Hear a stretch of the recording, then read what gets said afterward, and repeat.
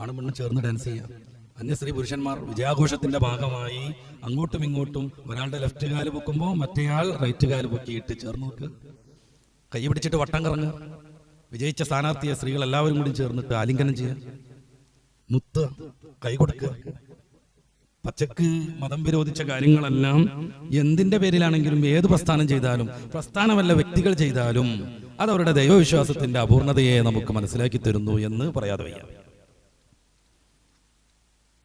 നമ്മളൊരു ഏതൊരു സ്ഥാപനത്തിലെ ജീവനക്കാരനാണ്, സ്വാഭാവികമായും കുറെ സ്ത്രീ സ്റ്റാഫുകളുണ്ട്. ഇത് നമ്മുടെ സഹപ്രവർത്തകകളാണ് എന്ന് കരുതിയിട്ട് അവരോടുള്ള ഡീലിങ്ങിൽ മതം നമ്മൾ മാനിക്കേണ്ടതില്ലേ? സ്ത്രീകളുടെ മാത്രമല്ല ഈ വിഷയം, പുരുഷന്മാർ കൂടുതൽ ശ്രദ്ധിക്കണം. കാരണം അവരാണ് കൂടുതലായി പുറലോകത്തുണ്ടാവുക. നമ്മുടെ സ്റ്റാഫാണ്, നമ്മളോടൊപ്പമുള്ള സഹപ്രവർത്തകയാണ്. അതുകൊണ്ട് അവരോട് ഏത് നിമിഷവും സംസാരിച്ചിരിക്കാമെന്ന് മതം അനുവദിക്കുന്നുണ്ടോ? ഒരു അധ്യാപകനും ഒരു അധ്യാപികയും സ്റ്റാഫ് റൂമിൽ ഒരുമിച്ച് കൂടുക ഇന്നത്തെ സാഹചര്യം അനുസരിച്ച് സ്വാഭാവികമാണ്.